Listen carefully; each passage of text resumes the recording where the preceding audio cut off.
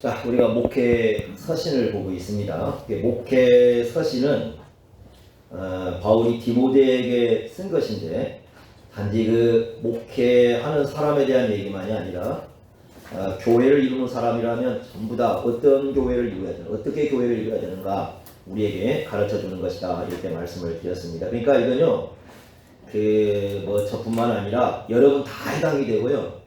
우리나라 예수님 오실 때까지 모든 교회의 사람들은 이 말씀을 중요하게 우리가 생각하고 받아들여야 됩니다. 지난주에 우리가 두 가지 디모데 전서에서 또 디모데 후서도 마찬가지예요. 디도서도 마찬가지고 교회에 큰 두 가지 과제가 있었다. 좋은 일꾼과 나쁜 일꾼은 거기에서 우리가 찾을 수 있었다라고 말씀을 드렸는데, 첫째는 거짓 가르침을 어떻게 막아내느냐, 이게 아주 중요하다고 했습니다. 두 번째는 그냥 막아내는 것만이 잘하는 게 아니라 이제 바른 진리를 어떻게 가르쳐낼 수 있는가, 요거 두 가지가 아주 중요한 과제라고 말씀을 드렸고, 그 다음에 아마 이제 기억할 것이 우리가 4장 6절에 이 디모데전서에서 핵심적인 말씀이 그리스도 예수의 어떤 일꾼이라는 겁니까? 좋은 일꾼이죠. 좋은 일꾼이라고 말씀을 드렸는데, 우리가 선한 일이라고 했을 때 직분도 선한 일이다.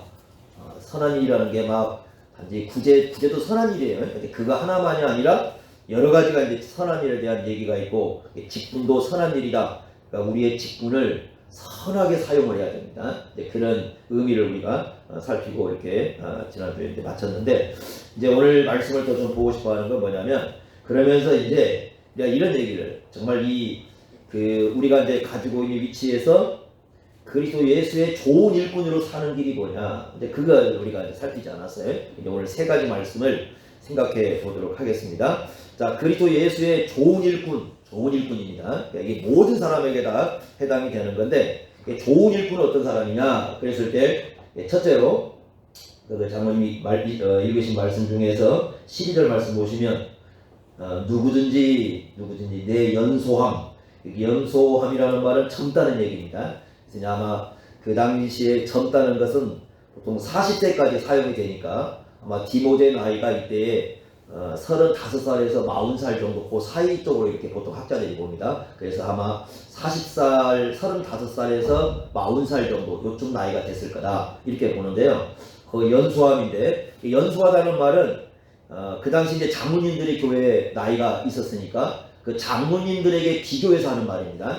그러니까 우리가 지금 이게 그냥 나이만 갖고 얘기하는 게 아니라, 장로님들의 그 당시에는 나이가 있었으니까 그들의 비교해서 이제 젊다, 그런 의미를 가지고 있는데, 그 연소함을 업신여기지 못하게 하라. 왜 그러냐면 업신여기는 사람이 있었으니까 그 얘기하는 거죠. 업신여기는 사람이 있었어요. 그래서 부탁이 하고, 그 다음에 오직 말과, 여러분 이거 아주 중요하게 생각하셔야 되는 오직 말, 요거 체크해 놓으세요. 그 다음에 행실, 삶의 방식이죠. 그 다음에 사랑, 아바페 사랑인데요. 믿음, 하나님을 신뢰하는 것, 정절, 하나님 앞에 순결하게 사는 건데, 거기에 있어서 믿는 자에게 뭐가 돼야 된다? 누구에게 본이 돼야 돼? 믿는 자에게. 먼저 믿는 사람들에게 뭐가 돼야 된다?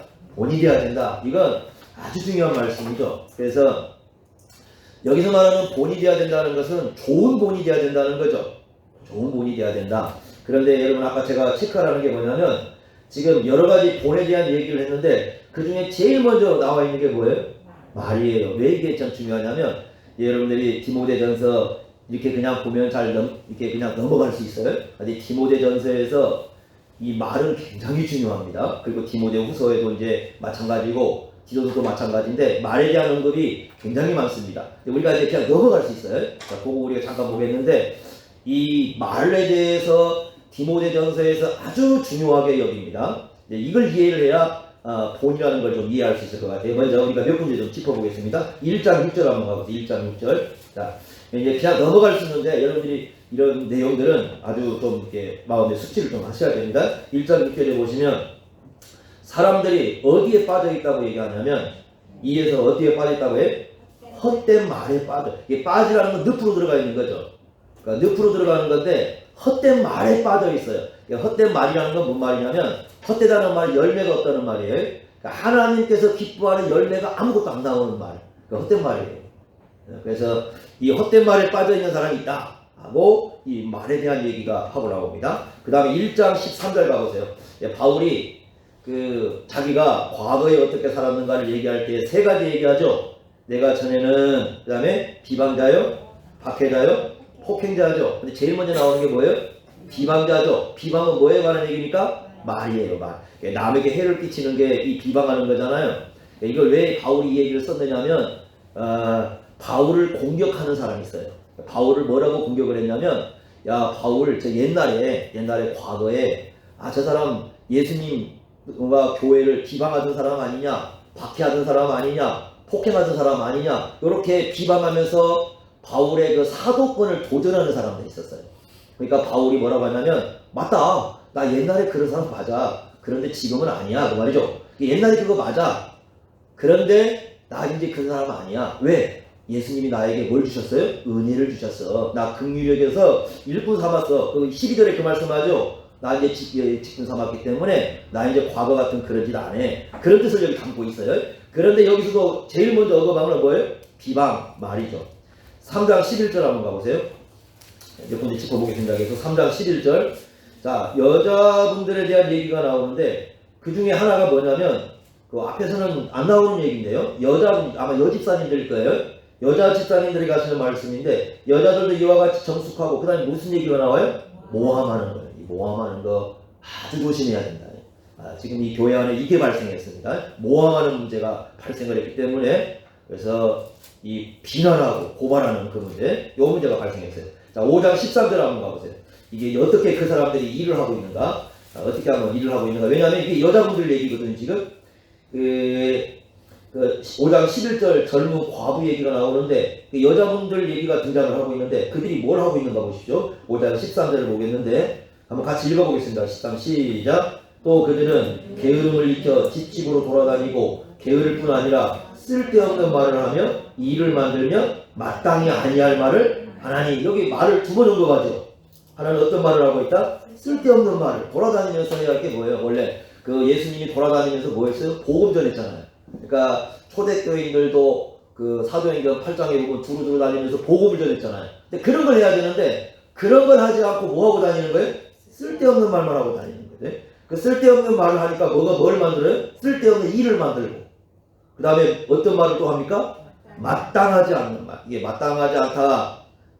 그 말은 어떤 의미냐면 그 교회에 덕을 세우지 못한다, 그런 뜻을 갖고 있어요. 그러니까 교회에 전혀 덕이 되지 않는 그런 말. 그러니까 주님께서 기뻐하지 않는, 교회에 덕이 되지 않는 그런 말들을 하고 다니는 거죠. 근데 이게 중요한 게 뭐냐면, 여러분 이런 말들은 먹으면 불량식품이에요. 그러니까 그걸 듣는 사람도 버려요, 영적으로. 그러니까 이런 거 조심해야 됩니다. 그러니까 이 불량식품은 먹으면 안 되잖아요. 그런 것들을 들으면 듣는 사람도 영적으로 버려요. 그런 일들이 발생하니까 바울이 여기에서 얘기하고 있습니다. 근데 재밌게도 6장 20절을 보세요. 6장 20절에 거의 디모데 끝나죠. 끝나는 부분에 또다시 강조하는 게 뭐냐? 아까 첫 부분에 강조했었죠. 근데 똑같이 또 강조하고 있어요. 디모데야 20절 뭐라고 합니까? 망령되고 헛된 말. 요게 헛된 말이 아까 무의미한 말이라고 그랬잖아요. 교회 아무. 그러니까 그거 조심하라. 그러니까 앞과 뒤가 전부 다 지금 무슨 얘기를 하고 있어요? 말에 대한 얘기라고. 이게 그래서 디모데가 목회하는 현장 에베소에서 발생한 문제입니다. 에베소 교회 그쪽 내에서 발생하는 문제가 이 말에 대한 문제가 발생을 했는데, 이건 이제 누구의 교훈을 반영하는 거냐면 예수님의 교훈을 반영을 한 겁니다. 예수님이 마태복음 7장 1절 여러분 아주 잘 기억하시죠? 비판을 받지 아니하려거든 뭐 하지 마라? 비판하지 마라. 그러니까 이게 여러분 그 오해하면 안 되는 게 모든 비판을 금하지는 않은 거예요. 왜 그러냐면 예수님도 비판 많이 했습니다. 누구보다도 예수님 비판 많이 하셨어요. 그런데 누구보다도 비판을 제일 많이 들으신 분도 예수님이세요. 그러니까 예수님은 비판도 많이 듣고 비판도 많이 했어요.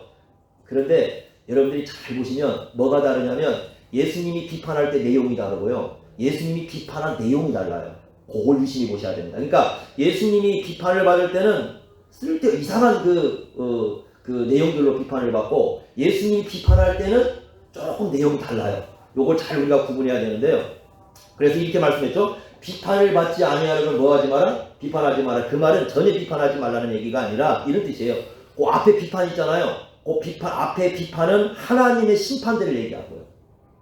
뒤에 비판은 우리의 비판을 얘기하는 거예요. 그러니까 하나님의 심판대 앞에서 우리가 서야 되는데 그럼 우리가 비판하는 걸 가지고 심판을 받아야 될 거 아니에요.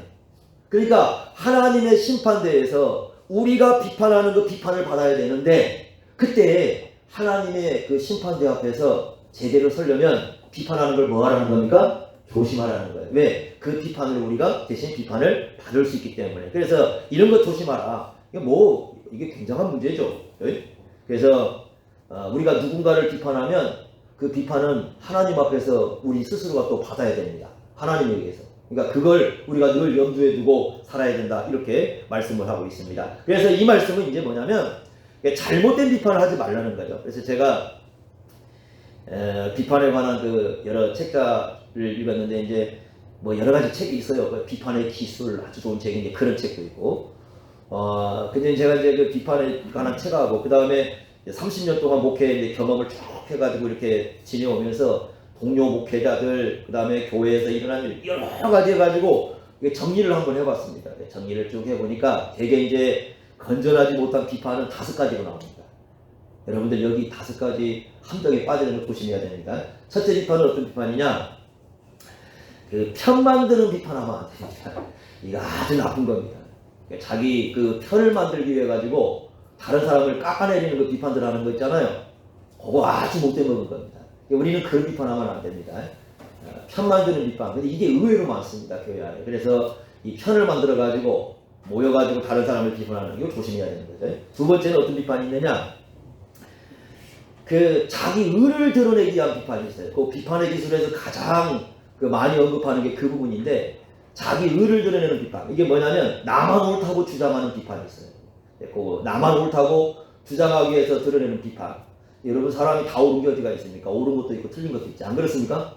여러분 다 옳게 사는 거 아니잖아요. 틀린 것도 있고 저도 마찬가지고 틀릴 수도 있고 옳을 수도 있고 다 사람이 그러거든요. 그런데 나만 옳다고 드러내는 그 비판이 있어요. 요거 아주 조심해야 됩니다.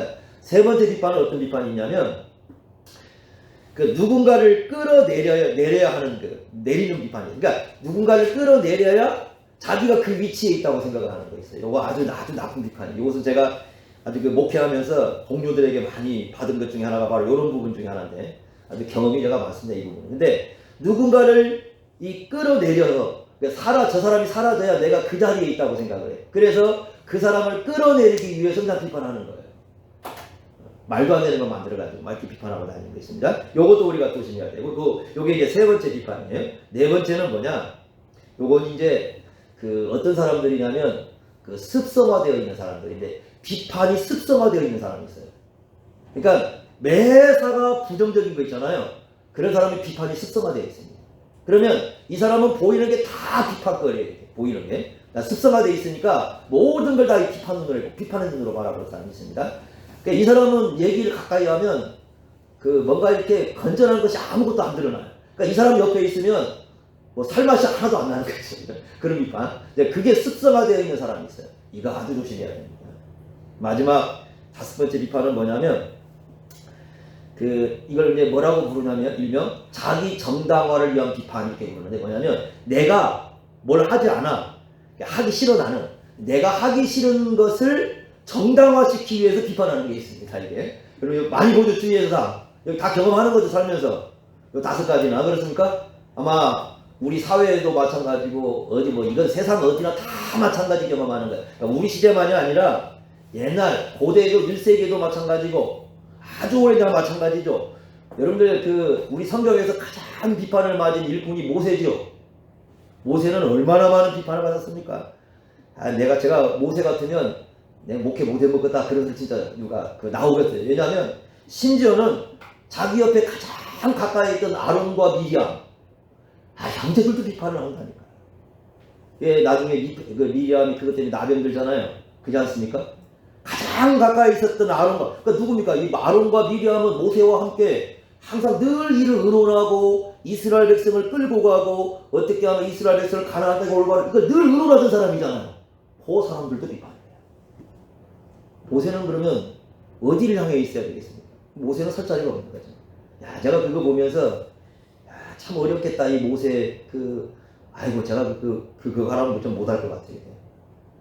초대교회 때에도 얼마나 이 비판이 많았습니까?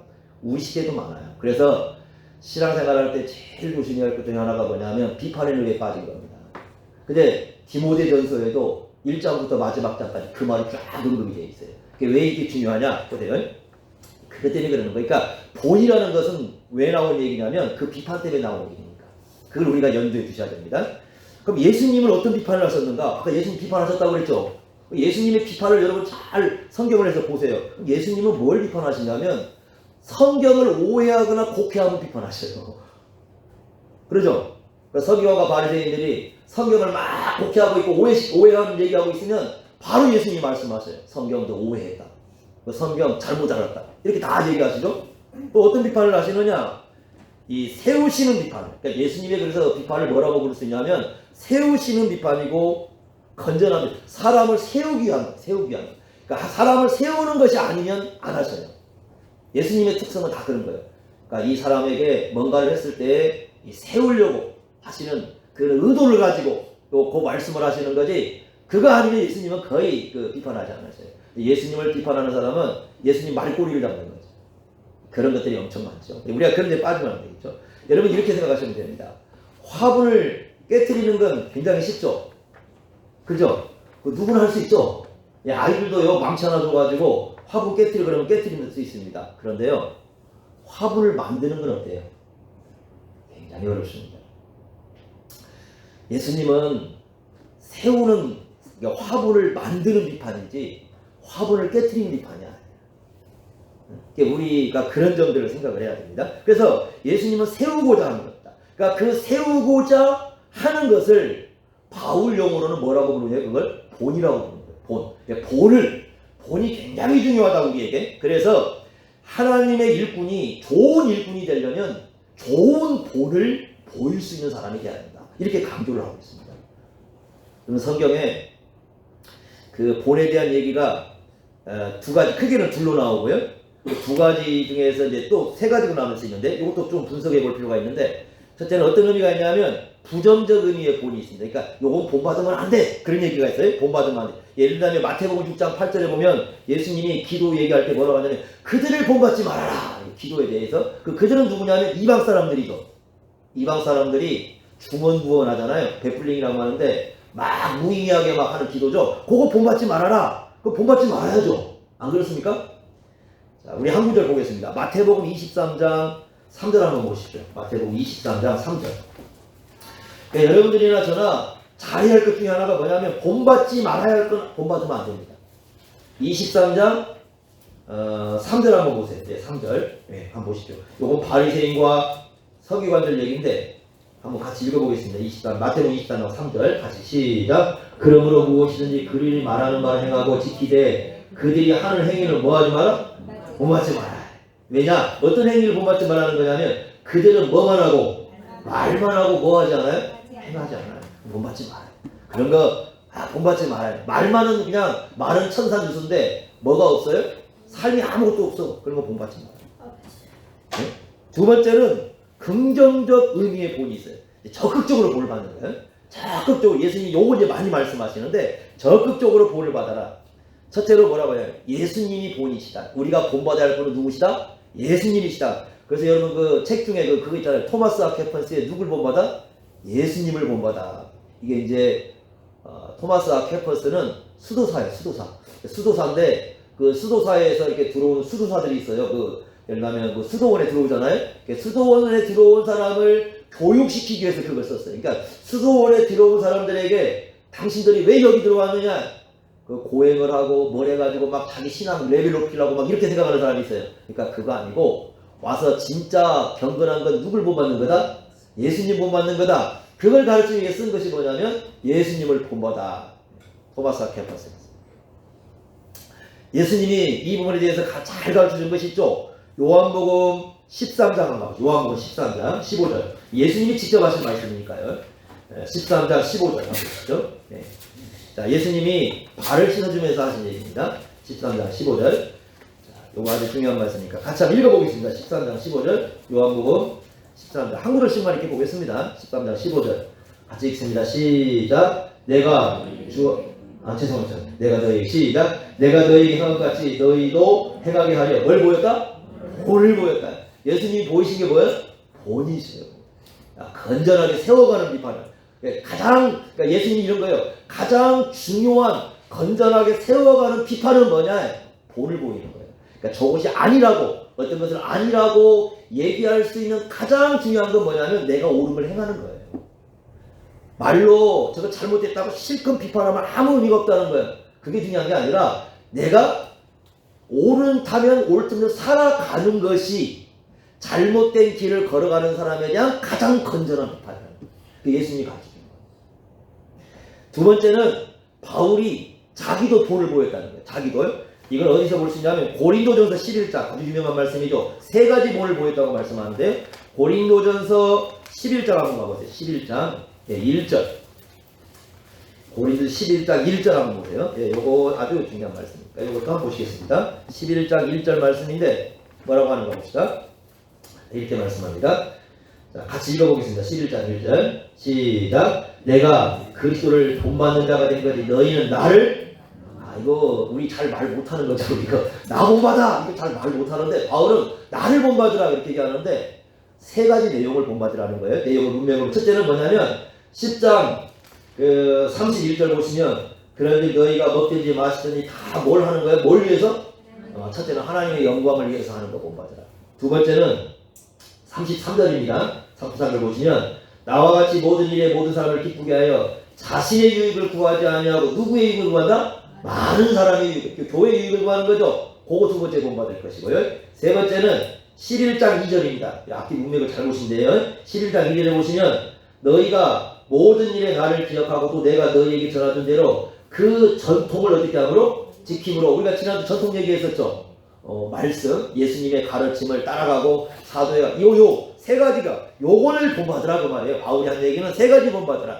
뭘 하든지 뭘 위해서 하고 하나님의 영광을 위해서 하고 두 번째는 교회의 유익을 구하고 세 번째는 하나님의 말씀의 전통을 따르는 것. 이 세 가지는 바울이 본을 보여주는 건데 요 세 가지를 잘 본받아서 나를 따라와라 이렇게 얘기합니다. 이게 이제 두 번째 긍정적인 본입니다. 세 번째는 뭐냐?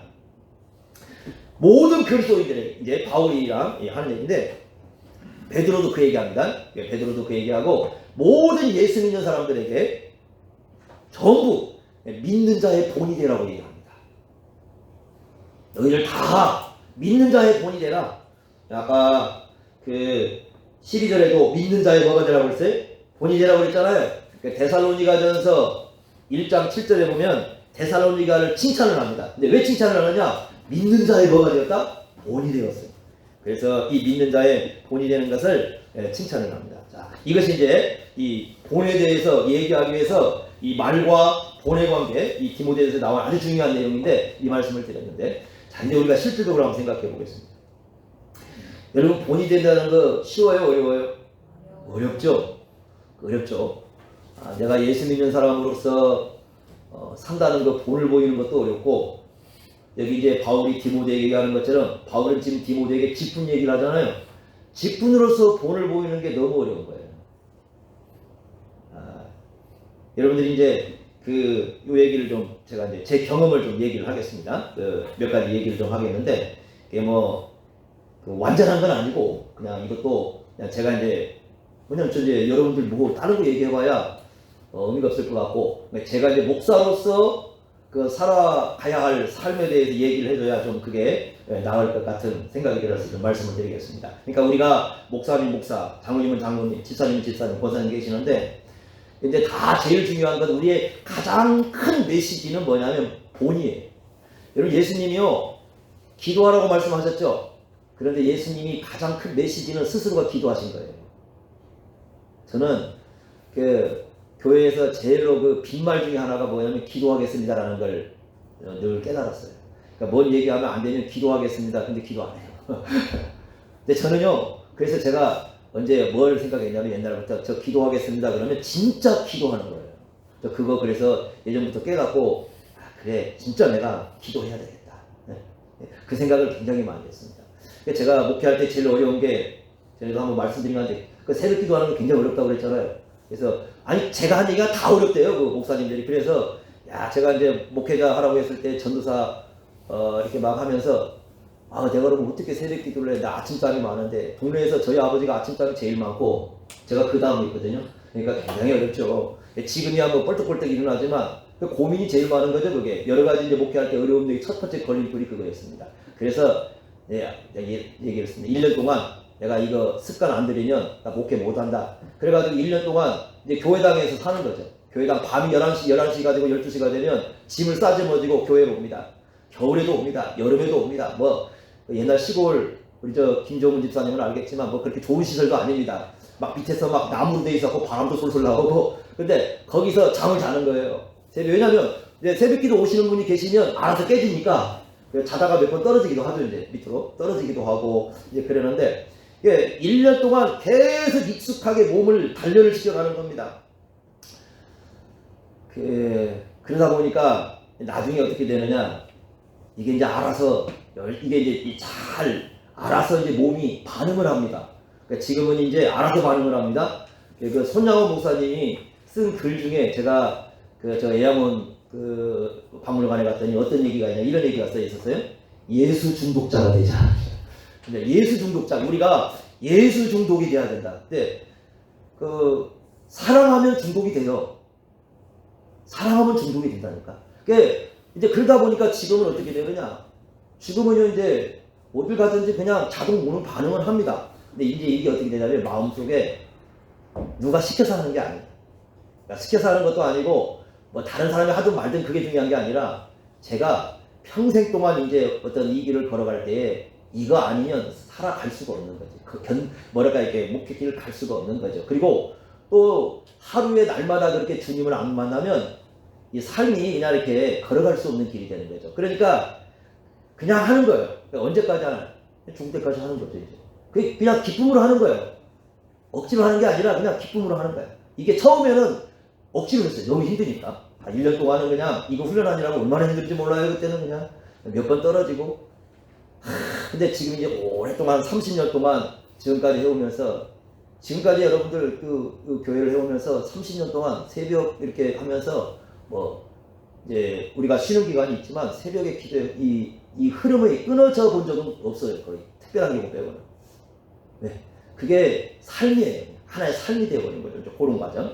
그런데 이제 그 다음에 그러고 나서 이제 좀 시간이 이렇게 흘러갔는데, 이제 제가 이제 신학교를 갔습니다. 신학교를 갔는데 제일 이제 어려운 것이, 이제 제가 깨닫는 것이 이제 점점 이렇게 목회하면서는 깨달았어요. 목회하면서 또 신학교를 가면서 이렇게 깨달았는데, 전도사를 갔는데, 제가 2학년을 편입을 했어요. 전부신학교 2학년을 갔는데, 처음에 갔더니 막 데모를 하고 있어요.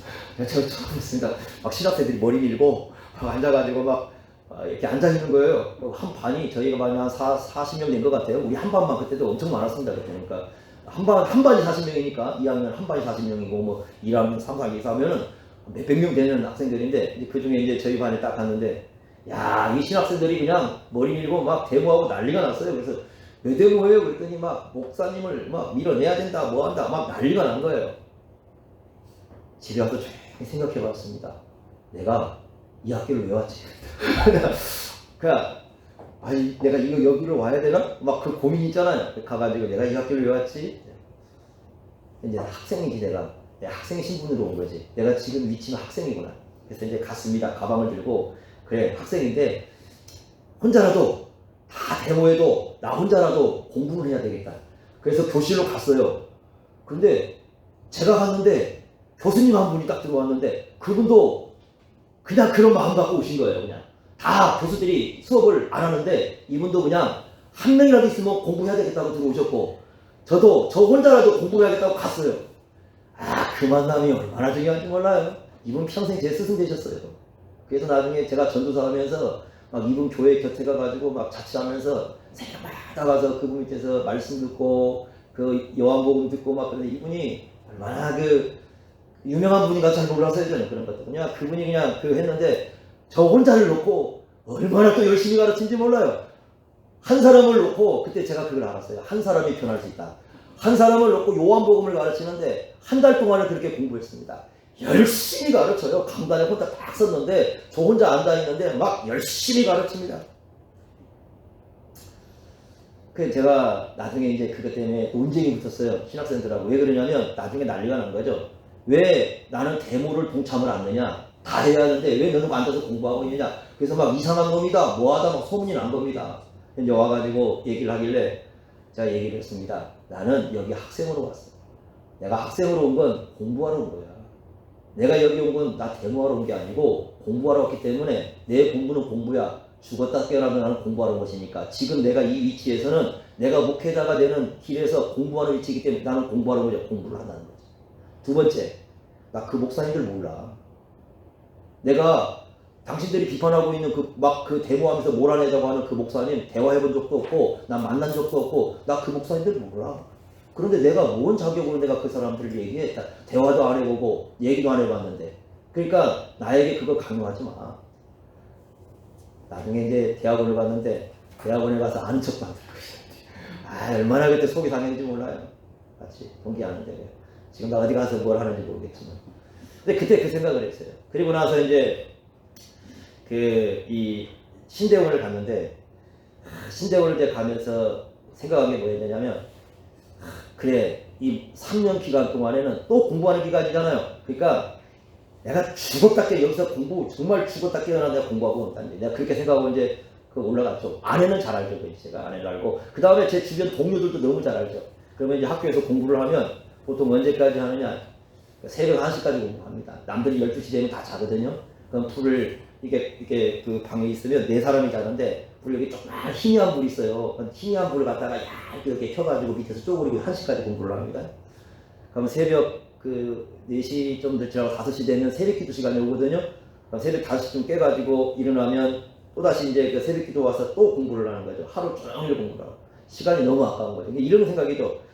내가 이 공부하는 학생으로 공부하는 게 한 톨의 시간도 아까운 거예요. 그러니까 그 한 톨의 시간을 아끼기 위해서 죽으라고 공부합니다.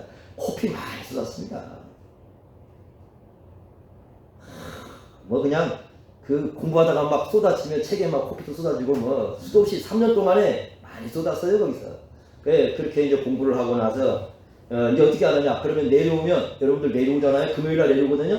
금요일날 내려오면 그 아내 얼굴 잠깐 보고 어디 가냐면 토요일날 되면 제가 성경 공부를 하러 가요. 또 목사님한테. 진안까지 한 2시간 걸려서 갑니다. 그때는 차가 없어가지고 시내버스 타고 가거든요. 그러면 시내버스 타고 가가지고 그 꼴짝이 가면 차도 안 다니면 저 꼴짝이 가가지고 차로 데려옵니다. 그러면 그 2시간 걸리는데 지금이야 뭐 가면 한 30분이면 가는 자리를 그때 당시엔 2시간 걸렸어요. 그러면 거기 그 또 스승 되시는 목사님이 한 분 계셔가지고 그분이 이제 열심히 또 말씀 가르쳐주면 또 거기서 열심히 배우고 옵니다. 왜? 제가 깨달은 게 이겁니다. 어떤 생각을 했느냐면 신앙을 공부하면서 너무 잘못 배운 게 많고 너무 잘못 가르친 게 많아요. 그래서 제가 목회하면서 목사로서 책임이 주어지면서 어떤 결심을 했느냐면 말씀 하나를 가르쳐도 적어도 내가 한 번을 가르쳐도 잘못된 것만은 가르치지 말잖아.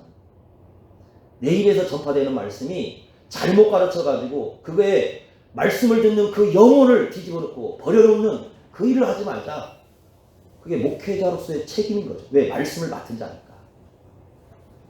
그러니까 그래가지고 얼마나 그 공부했는지 이제 나중에 막 엉덩이에 막 이 종기가 나가지고 약도 많이 받았습니다. 루터가 제가 나중에 보니까 루터가 그 얘기했더라고. 나중에 공감이 되는 게 뭐냐면 루터가 이 목사로서 루터도 했잖아요. 그러니까 공부는 말씀을 공부하는 건 중노동이다. 중노동이다. 그래. 진짜 중노동이에요. 공부 편하게 하는 게 어디가 있습니까? 중노동이다. 그러니까 왜 그렇게 하느냐? 왜 그렇게 하느냐? 제가 목회하면서 많은 깨달음을 가진 게 뭐냐면 목사들입니다. 우리 목회자들이 너무 참 잘못된 길로 가는 거 비판 많이 받죠. 가슴이 아프죠. 왜? 저도 목사인데. 목사가 있는데 목사를 비판하면 정말 가슴이 아프죠. 목사인데. 그런데 변명도 못해요. 왜? 너무 잘못된 목사들이 많으니까 할 말도 없습니다. 그러면 그런 목사들 앞에서 나도 목사를 비판하면 되느냐? 아니라는 거죠. 결국은 뭐냐면 내가 목사로서 평생 동안 올바르게 사는 길이 뭔가를 가는 것이 그게 내가 해야 할 가장 중요한 거라는 거죠.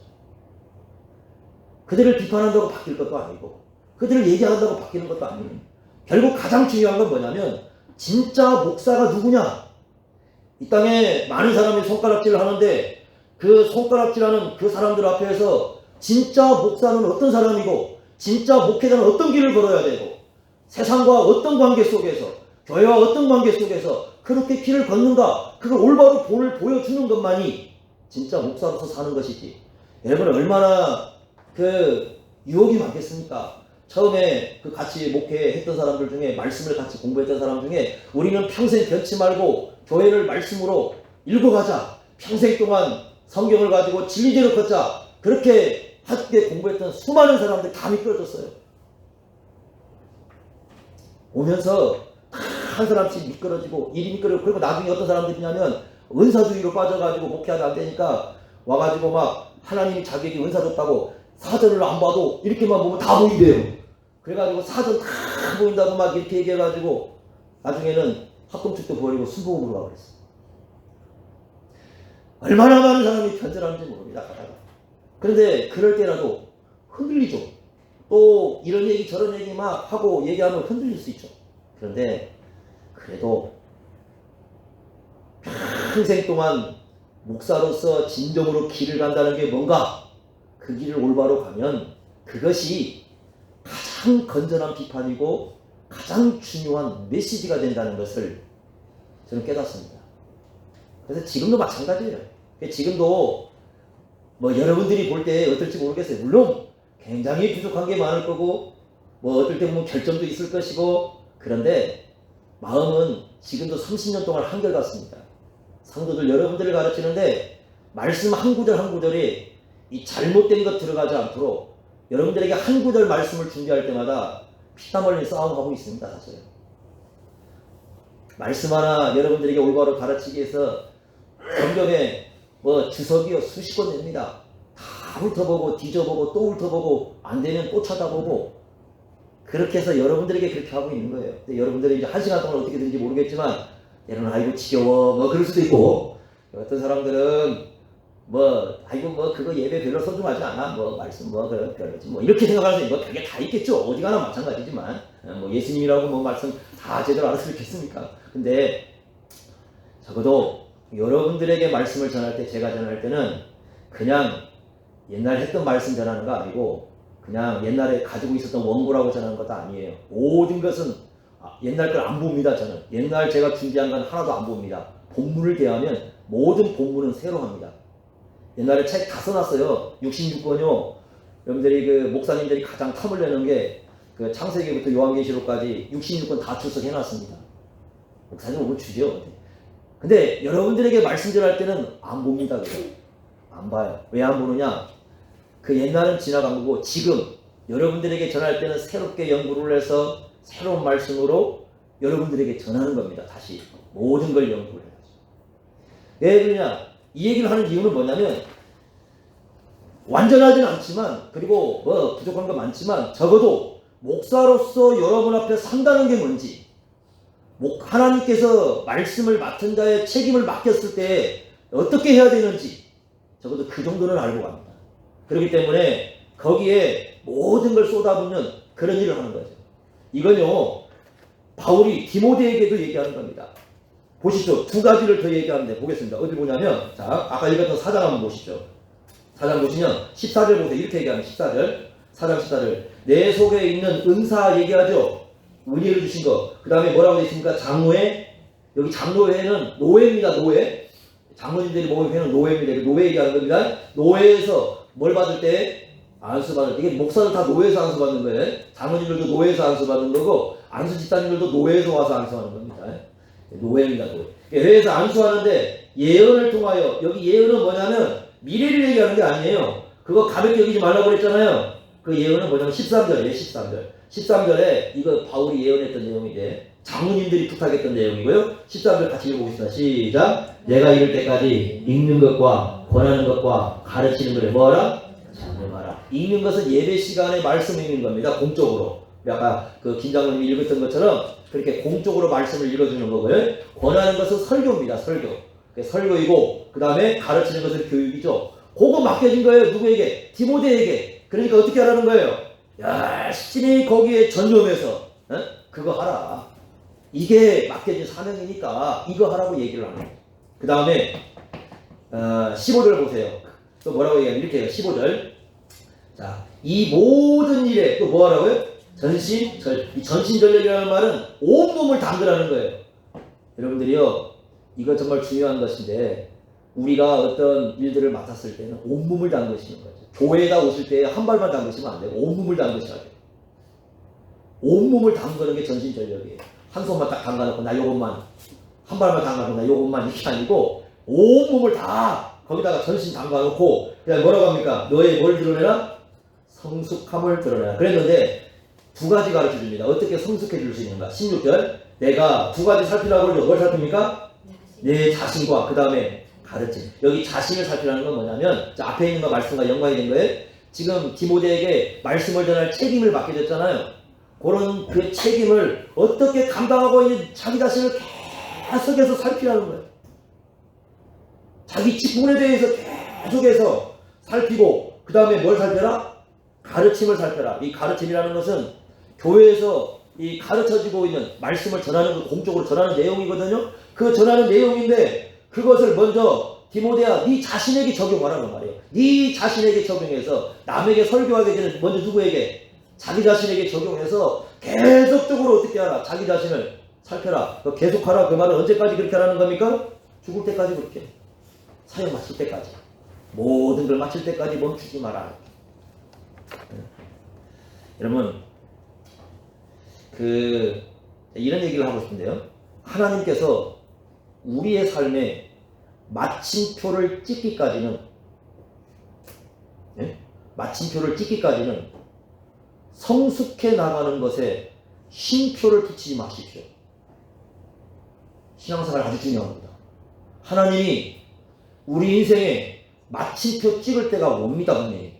그때까지는 성숙해 나가는데 쉼표를 가지면 안 됩니다. 쉼표 넣지 마세요. 우리는 끊임없이 전진해 가야 돼요. 끊임없이 성숙해져 가야 돼요. 끊임없이 나아가야 됩니다. 그러려면 어떻게 해야 되느냐? 두 가지 살피셔야 됩니다. 늘 자기 자신을 살피고 두 번째는 가르침을 살펴요. 이 두 가지를 통해서 우리 자신을 늘 살피고 비추어 보고 이렇게 하면서 앞을 향해서 나갈 때만이 우리가 정말 주님 앞에 섰을 때에 주님께서 기뻐하는 일꾼으로 세움받을 수 있다는 거예요. 그게 바울이 디모데에게 교훈해 준 겁니다. 여러분 기억하십시오. 우리 주님께서 세우신 직분입니다. 여러분 이 직분은요 좀 시간이 조금 제가 한 3분만 얘기하겠습니다. 제가 하나 얘기를 하고 이제 마치겠는데 제가 연전교회 있을 때 제 이제 예전에 있었던 교회 있을 때 얘기입니다. 이 교사들이 있었는데 주일학교 교사들입니다. 그 주일학교 교사들이 있었는데 거기는 이제 애들이 그 당시에는 많았으니까 많지요. 그런데 어떤 일이 발생을 말하냐면은 그 연말에 주일학교 교사들을 임명을 하잖아요. 이제 이렇게 이제 주일학교 교사 명단이 올라오는데 임명을 하면 그 중에 3분의 1이 안 해요, 교사를. 주일학교 교사를 안 해요. 그래서 나중에 알아봤습니다. 왜 그렇게 이런 문제가 발생하는가 하고 봤더니 그 부모님들이 욕심에 그 대신방을 하고 그때는 대신방을 가면 장로님들하고 요렇게 이제 그 신방하신 권사님들에게 자기 아들을 갖다가 교사로 시켜달라고 막 부탁을 하는 거야. 그러면 그거 가지고 와서 써서 올리는 겁니다. 그런데 실상 3분의 1이 교사를 안 해요. 그래서 제가 얘기를 했습니다. 한번 이제 연말에 불러가지고 지금부터는 사이드로 들어오는 건 아무것도 안 받는다. 교사를 하고 싶으면 첫째 본인이 직접 모든 그 지원서를 내라. 이렇게 첫째 그 얘기했습니다. 만약에 지원서를 안 내면 무조건 이 사람은 교사 안 시키겠다. 그리고 사람이 교사 없어져서 오니까 시키지 않겠다. 두 번째 교사들에게 얘기했습니다. 교사 될 사람들에게 지금부터 교사 될 사람들은 잘 되십시오. 이렇게 얘기했습니다. 그리고 뭐라고 했느냐? 이 아이 한 명은 여러분들이 우리 성경에 말씀했잖아요. 영혼 하나는 천하보다 귀한 것이다. 맞습니까? 진짜 믿습니까? 그런데 아이들의 영혼은 한 사람이라도 천하보다 귀한 것이다. 그러면 이 천하보다 귀한 영혼 하나를 갖다가 가르친다는 것은 하버드 대학 나온 교수보다 더 위대한 것이다. 그러니 지금부터 그 위대한 교사 정신을 갖지 않으려면 교사하지 마라. 그랬더니 이제 줄었어요. 줄기는 줄어오고 어떤 사람이 있었냐면 옛날처럼 하려고 하는 사람. 목사님이 저렇게 얘기해놓고 실질적으로는 올리면 하겠지라고 하고 사이드 또 올린 사람이 몇 있었어요. 갖고 왔습니다. 다 잘랐습니다. 잘라가지고 진짜 자기가 이게 그 쓴 사람만 해서 교사를 세웠어요. 난리가 났습니다. 찾아왔습니다. 저보고. 아니 나는 진짜 그럴 줄 몰랐다고. 그래서 아니 목사가 그럼 여기서 하면 진짜 그렇게 하는 거지. 아니 그럴 줄 모르는 게 어디가 있습니까? 내가 강조했잖냐고. 왜 그걸 귀담아 듣지 않았냐고. 올해는 하지 마세요. 진짜 하려면 내년에 다시 지원하십시오. 여러 돌려보냈습니다. 그리고 나서는 교회가 질서가 잡혀요. 그 다음부터는 교사들이 정말 영혼을 사랑하는 사람들, 아이 한 생명을 천하보다 귀하게 여긴 사람들이 그 하나를 가르치게 지원을 하고, 그러다 보니까 진짜 열심히 해요. 막 공과 준비하고 막 이 준비하는 거 보니까 열심히 해요. 자기 자발적으로 하는 거니까. 주일학교가 그래서 달라요. 제가 그런 경험이 있습니다. 그러니까 여러분들이 꼭 기억하십시오. 우리가 하는 일은, 여러분이 맡은 직분 하나하나는 다 주님께서 맡기신 거예요. 얼마나 귀한지 몰라요. 여러분, 대통령이 나라를 팔아가지고 와서 나 장로 시켜주십시오. 절대 안 시킵니다. 목숨 걸고 안 시킵니다. 그렇게 드는 거 아니에요. 여러분 권사님들, 집사님들 마찬가지예요. 세상 다 팔아가지고 와서 나 시켜주세요. 안 시킵니다. 이건요, 주님의 은혜가 아니면 아무도 받을 수 없는 위대한 위치입니다. 그것이 우리의 직분이에요. 그러나 정말 중요한 건 뭐냐? 직분을 맡겼을 때 그 직분을 가지고 우리가 정말 책임을 다해가는 거예요. 그래서 주님께서 맡겨주신 그 뜻이 너무 감사해서 정말 여기에 대해서 내가 그 은혜에 합당하게 내 삶을 들여가는 삶을 사는 것, 그것이 바로 주님께서 우리에게 요구하신 것임을 여러분 기억하시고, 우리의 직분을 다시 한번 살펴보시면서 여러분 현재 서 있는 그 위치에서 나에게 주어진 하나님께 준 그 소중한 것들이 얼마나 많습니까? 그것을 가지고 우리의 삶을 주님 앞에 잘 엮어가는 그런 삶을 사시기를 바랍니다. 기도하겠습니다.